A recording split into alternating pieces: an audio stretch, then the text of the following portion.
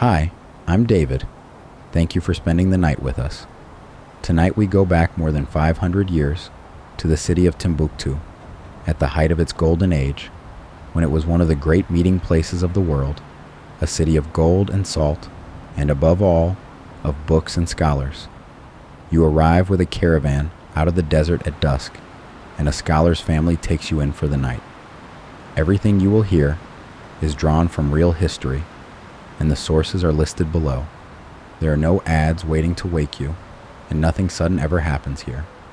So settle in, let the day go, and let the past keep you company. Good night. Welcome, traveler. You can close your eyes now. There is nothing here you need to see with your eyes open, and nothing here that needs anything from you at all. Tonight, the only work being done is the work of resting, and you are already doing it perfectly. Tonight, we are going back more than 500 years to the southern edge of the greatest desert on earth, to the place where the sand at last gives way to a great river, and where, on that exact seam between the desert and the water, human beings long ago built a city. The city is Timbuktu. You have heard the name your whole life. In the world you're lying down in tonight, people say it to mean the farthest place imaginable, the very end of the road, somewhere so remote it is almost a joke. Hold that thought lightly and set it aside, because tonight you're going to the real place, at the one moment in its long life when it was not the end of anything. It was a center, one of the busiest, richest, most learned cities anywhere under the stars, and you are going to sleep in the middle of it. It is the height of its golden age, a little before the year 1500. This whole land is one great kingdom now, ruled by a king who honors scholars and keeps the road safe, and Timbuktu sits at the heart of it, like a knot, tied in the middle of the world's trade. From the north, out of the deep desert, come the caravans, hundreds of camels at a time, carrying slabs of salt cut from a mine 3 weeks away across the sand. Salt so wanted in the green south, where the earth gives none, that a single camel's load of it can be traded for a fine horse. People far away will call it worth its own weight in gold. That is a story, and the truth is wonder enough. From the south, up the great river in slender canoes, comes the gold itself, and the rice, and the fish, and the honey. Salt coming down to meet gold coming up, and in between them, in the markets and the mosques, and the quiet lamplit rooms of this city, the two most valuable things of all change hands, which are paper and learning. There are more books in this town than in any city for 1,000 miles, and the trade in them can make a man wealthy, and a traveler who comes through in just these years will go home and write in plain astonishment that more money is made here from the selling of books than from any other merchandise at all. A city of gold and salt, where the best business of all is knowledge. That is where we are going tonight. Nothing bad happens in the city tonight. Nothing surprising happens either. The caravan you are riding with has already come safely in. The markets have closed for the day in the ordinary way. The lamps are being lit. The evening meal is being set out in 100 courtyards. And the only decision anyone will ask of you this whole night is which you would like first, the food or the rest. Tonight is one quiet night among tens of thousands of quiet nights that history never bothered to write down. That is why we are going. The chronicles kept the kings and the caravans and the great pilgrimages of gold. They let the ordinary evenings slip through, and the ordinary evenings were most of what a life was, even here, even in the most famous far-off city in the world. You are a traveler tonight, come the whole long way down with the salt caravan, and you will not be sleeping among the camels. In this city, a visitor does not fend for himself. A newcomer is taken in hand by a resident who lodges him, feeds him, and stands as his host for as long as he stays. And yours is a scholar, a man of books, with a mud brick house of his own, near the Sankore mosque, a wife and children and an old mother, a courtyard, a well, and a room full of manuscripts that are the treasure of the family. He is expecting you. Word runs ahead of a caravan in a town like this. And before this night is over, that house will give you two small gifts. One is the sight of what a book is and what a book is worth, in a place where nothing on earth is prized more highly. The other is the name of the city itself. This word you have carried your whole life, meaning the ends of the earth. Given back to you, turn the right way round, meaning instead the center of everything, so that you may keep it that way. That is the whole of tonight's story.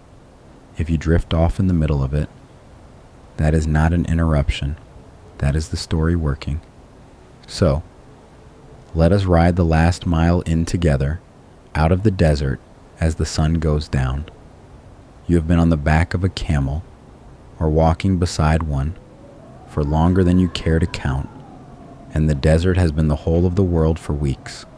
Sand and sky, and the slow rocking sway, the creak of the loads, the soft padded fall of 100 wide feet on the ground, the salt slabs riding two to a camel, pale and heavy, cut square from a mine so far to the north that the people there build their very houses and their little mosque out of blocks of salt, for want of any stone or wood. All of that is behind you now. The crossing is nearly done. You knew it was nearly done because, days ago, a single rider went out ahead. He is called the takshif, the scout, the one who knows the way, when the way is only wind and stars, and he rode on alone toward the city to carry word that the caravan was coming, so that fresh water and provisions could be loaded up and sent back out into the sand to meet you. And they came. That is how you know a desert is truly crossed, when strangers ride out of it, toward you, with full water skins, sent by a city that heard you were on your way. The desert does not welcome, the city does. And now the city itself is here. It comes up out of the flat land, slowly, low and long, and the color of the earth it is made from, because it is made from the earth it stands on, mud brick, the same tawny gold as the ground, so that from far off the town looks less built and grown, a place the desert raised up out of itself. Flat roofs, square towers, and rising over the low sprawl of it, the earthen shapes of the great mosques, their walls stuck all over with rows of wooden beams that jut straight out into the air, dark against the last of the light.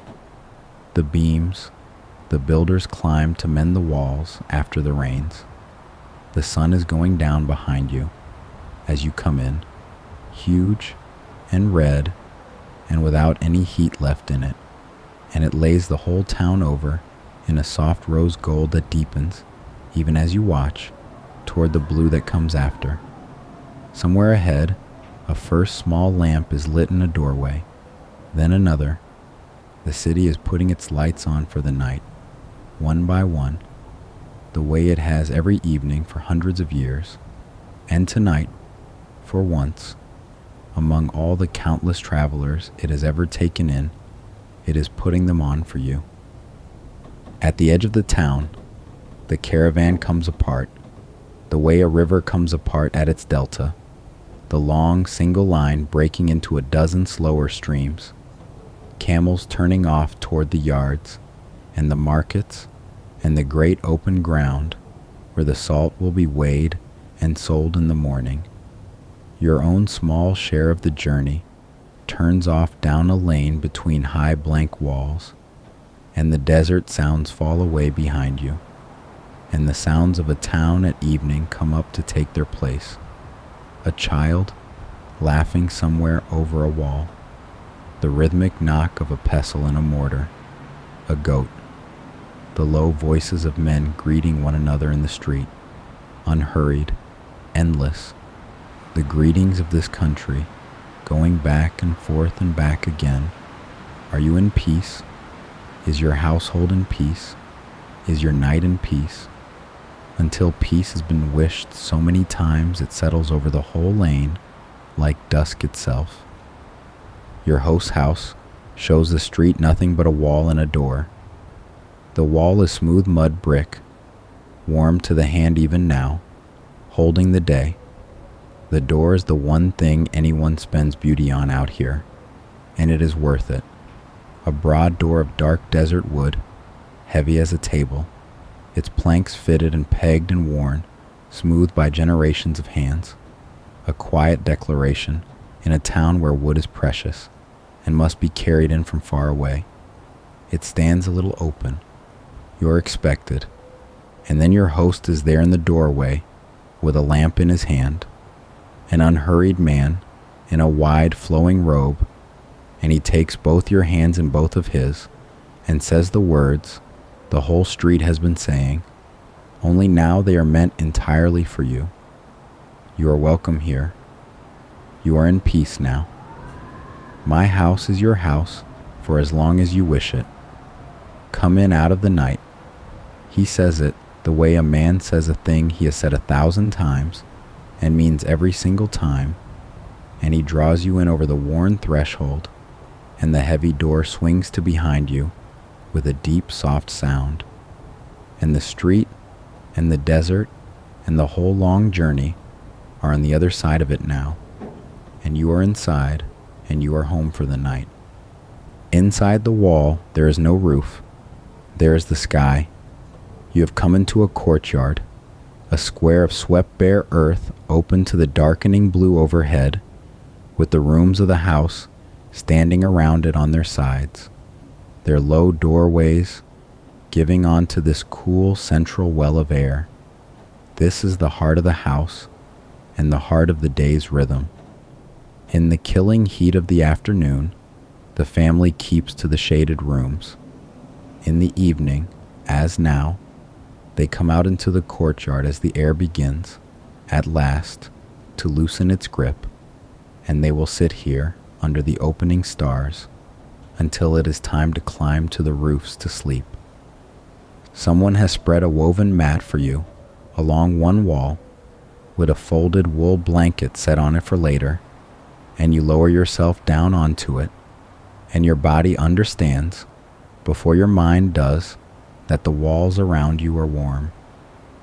All day, the sun poured itself into this thick mud brick, and now, in the dark, the brick is giving it slowly back, breathing the stored day out into the courtyard, so that the very walls are gently warm at your shoulder, like something living that has been sitting in the sun.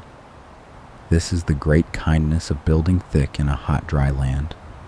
The day cannot get all the way in, and the night cannot get all the way in either. And inside the wall, you live in a softened, borrowed, always slightly delayed weather that never reaches the extremes of the sky. A cup is put into your hands, not wine, there is none in this house, and not tea, for tea will not find its way to this desert for 200 years and more. It is milk, still faintly warm, from the household's own animals, and it has been sweetened with wild honey, and it is thick and mild and quieting, the oldest comfort there is. And beside it, a plain clay cup of water, drawn cool from the courtyard well, which after weeks of the flat, warm water of the road, tastes like the single most extravagant thing you have ever drunk. You sip the sweet warm milk and the cool clean water by turns, and overhead the blue goes to indigo, and the first stars come out one at a time, and the walls breathe their warmth around you, and nobody asks you anything at all. The meal comes without ceremony and without shortage. A great shared bowl is set down on a low stool at the center, and the family gathers around it, and you are waved to the best place, because you are the guest, and the guest eats first and eats most. That is simply the law of the house, and there is no arguing with it. There is rice, which grows in the flooded lands, where the great river spreads itself out into 100 channels a few days south of here, and it is heaped up soft and steaming. Over it there is a stew rich with fish from that same river, dried and brought up by canoe, and with it a thick, smooth sauce loosened with shea butter, the pale nut butter of the country, worked from the fruit of the wild shea trees, and used for everything, cooking in lamplight and the softening of skin against the desert air. There is millet too, cooked to a mild porridge, and dates dark and sticky sweet, and more of the honey. You eat with the fingers of your right hand, in the manner of the house, gathering a little rice and fish, and rolling it and lifting it, and it is warm and plain and deeply good, the food of a place that has enough, offered by people who are glad to have you at their bowl. And your host talks a little, easily, the way a good host does, filling the quiet without demanding anything of you.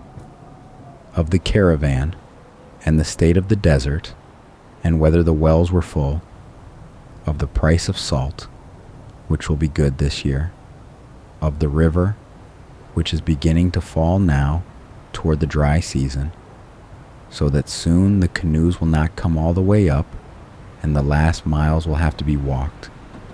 This whole rich table, he lets you understand, without ever making a point of it, rests on a great deal of quiet labor. The servants of the house who carry the water and grind the grain, some free and some not, for that is the shape of a prosperous household in this age, as in most others, and we will not pretend otherwise. Tonight, though, every hand in this house will end the day fed and under a safe roof, and that is the picture we are keeping. He tells you the king himself, far off in his capital on the river, keeps this whole world of scholars in order and in comfort, appoints the judges properly and pays them, sees the teachers and the prayer leaders provided for, so that a man in the city can spend his entire life on books and be honored for it and never go hungry. That, he says, tearing a date in half and handing you the sweeter looking piece, is the kind of king to have. After the meal, while the courtyard is being set to rights and the children are chased gently toward their beds, your host takes up a lamp and asks whether you would care to see the room. There is only one room he could mean, and you would. It is a small room off the courtyard, and the moment he lifts the lamp inside it, you understand that this is the true heart of the house, the reason for all the rest. The air in here is different, dry and still and faintly sweet, and it carries a smell you will remember for the rest of your life, the smell of ink and old paper and the leather of the satchels, cool and papery and clean. Along the low shelves and stacked in a wooden chest lie the family's manuscripts, and they are not books as you might picture books, bound in covers and standing in rows. That is not how a book is made here.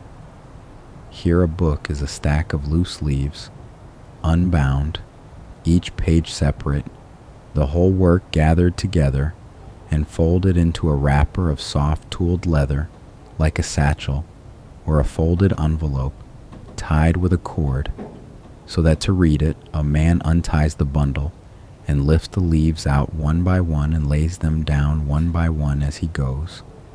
Dozens of these leather bundles lie here in the lamplight, each one a world, and the light of the little lamp gilds their worn edges.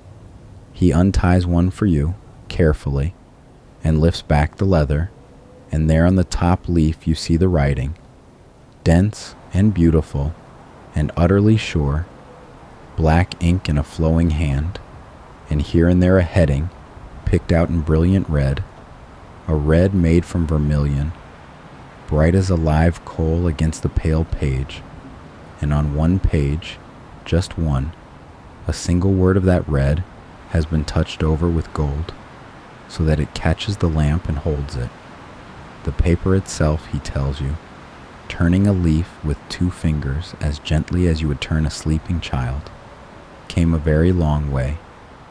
It was made across the sea, in a distant city of water and boats, and carried down through the desert on the backs of camels along with the salt, and by the time a sheet of it has come all that way, it is far too precious to waste, so that a page too spotted or torn to write on cleanly is never thrown away, but kept and mended and used again.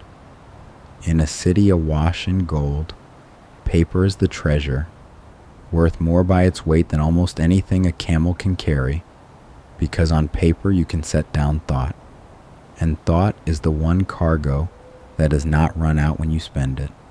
Sit with him a moment longer in the lamplight of the book room, because here is the first of the 2 gifts, and it is a strange and beautiful one. You come from a world, back up the long river of time, where you have always vaguely known that the deep past was a poor, dimmer place, and that learning and books belong to a few faraway lands and nowhere else. Set that down too. Right here, right now, in this dry lamplit room at the edge of the Sahara, you are sitting in one of the most bookish cities on the whole face of the earth. In this town, a man makes his living, a good living, a respected living, as a copyist, sitting all day with a reed pen and an ink pot and a board across his knees, copying out a borrowed book leaf by leaf so that a second copy may exist in the world. A skilled copyist can set down about 140 lines in a working day, no more, for the hand tires and the eye must be perfect, and for a whole finished volume, weeks of such days, he is paid in gold, a single measure of gold dust, a mythcall, weighed out on a little balance. A book here costs real gold, weeks of a life and a weight of gold to hold in your 2 hands, and there is no shame in the trade and no scarcity of buyers.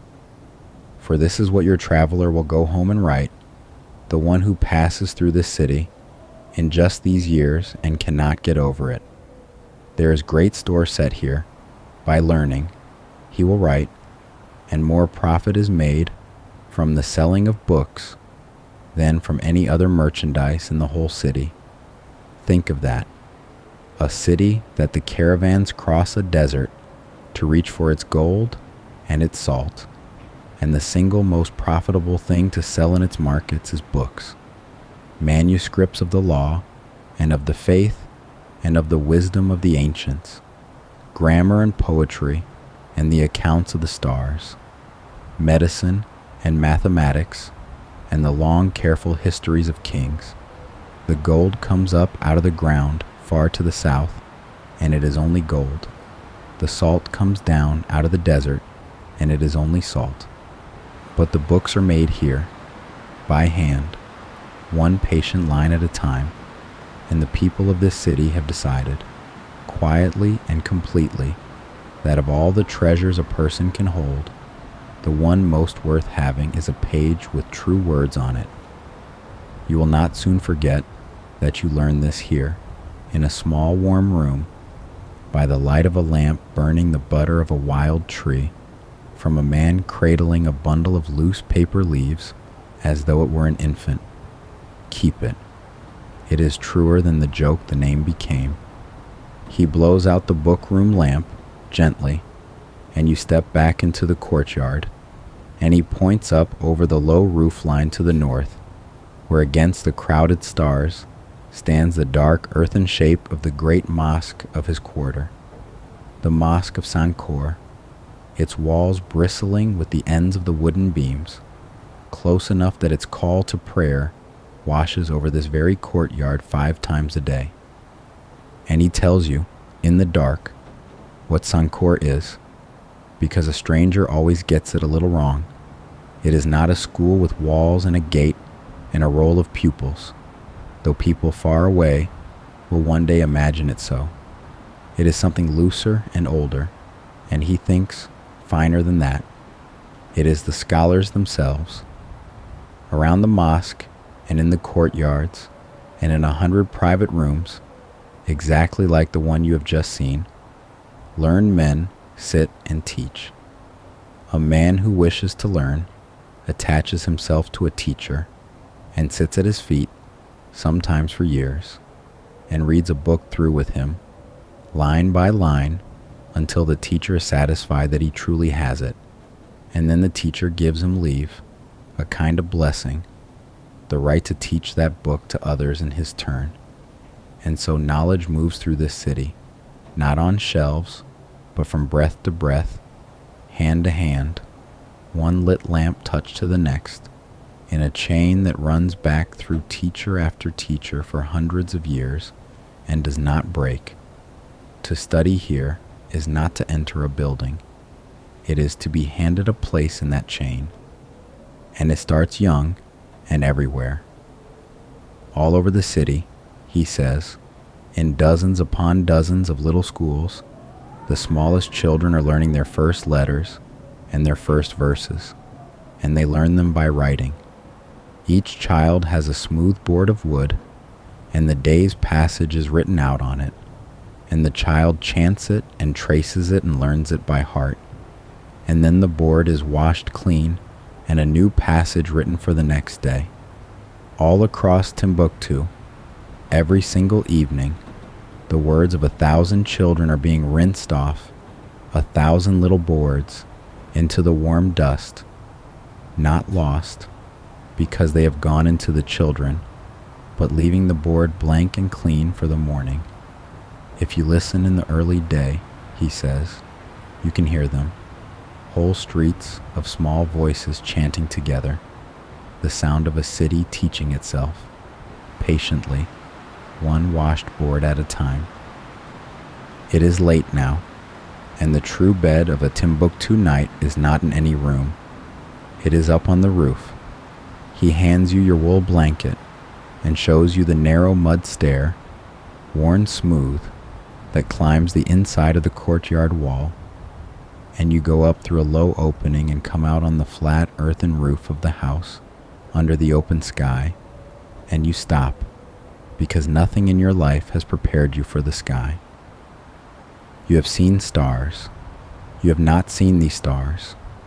Here, in the dry, clean air at the edge of the greatest desert on earth, with not one lamp in the whole city, bright enough to stain the dark, the stars do not come out in their familiar scatter. They pour. They crowd. They fill in every black space between themselves with fainter stars, and the spaces between those with fainter still, until the sky is less black than it is silver, a dust, a smoke, a great pale road of light poured straight across the middle of the whole dome from one edge of the desert to the other. You could read the deep sky here, the way your host reads his manuscripts, and in fact the scholars of this city do exactly that. In the room below you there are books of the stars, careful accounts of the wandering planets and the turning of the year, tables for finding the hours of the night and the times of prayer by the height of the sky, and the same knowledge that times a scholar's prayer by the stars lets a desert guide find his road by them, steering a caravan across a trackless ocean of sand by nothing but these lights, night after night, and coming out exactly where he meant to. The whole immense sky over you is not only beautiful tonight, it is a map and a clock and a road, all of it known, all of it studied, all of it written down in the leather bundles in the cool room under your feet. A bed has been made ready for you here, a mat and a folded cloth for your head, and the roof beneath it is still faintly warm, giving up the last of the day. And then, out across the dark rooftops of the city, a single voice rises. The muezzin from the mosque call in the last prayer of the night, the Isha, the call unhurried and high and endlessly old, floating out over the flat roofs where half the city is lying down just as you are. It is the last public sound the city makes. When it fades, and it fades slowly, the town lets go of the day. You lie back on the warm roof under the poured silver sky, and you pull the light wool up, though you hardly need it yet, and the last long note of the call thins out into the enormous quiet, and the stars hold perfectly still above you, thick as sand, and wait with you for sleep. Listen now. The whole city is going to sleep around you, and every sound it makes is a good sound. Out at the edge of the quarter, where the caravan came to rest, the camels are settling for the night. You can hear them if you listen, the deep grumbling groan of a camel, folding its long legs and lowering itself to the ground, the soft complaint and the long sigh, the shift and rustle of 100 animals easing down onto the cooling sand after 3 weeks of walking, their work done, their loads off, water in them at last. They are the sound of the desert safely crossed. Nearer, across the flat roofs of the town, other households are doing exactly what yours has done, climbing to their own roofs, spreading their own mats, a low word here, a child quieted there, a last lamp carried up a stair and then pinched out. One by one, the little lights of the city go out below the great light of the sky.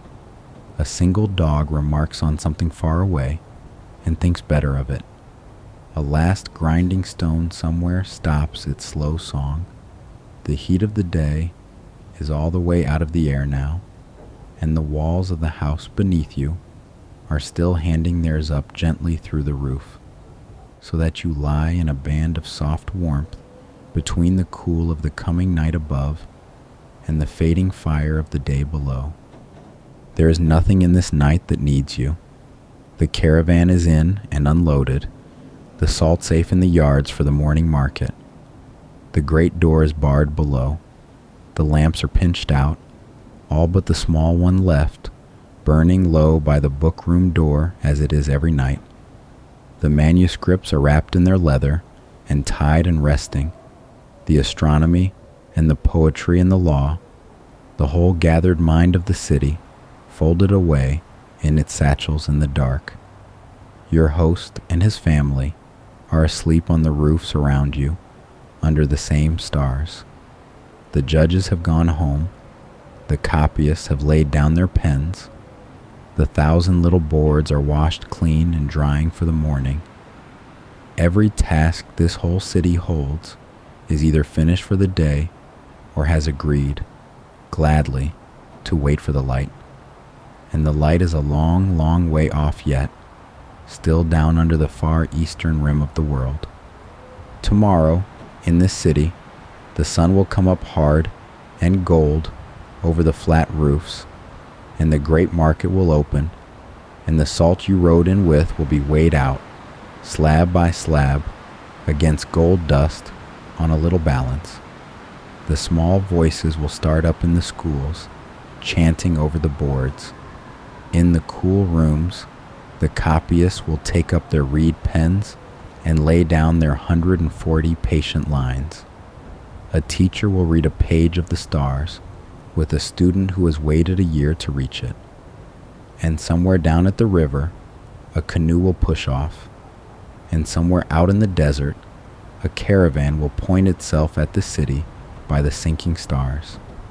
But that is tomorrow, and tomorrow is not your concern, and it is not here yet, and it keeps.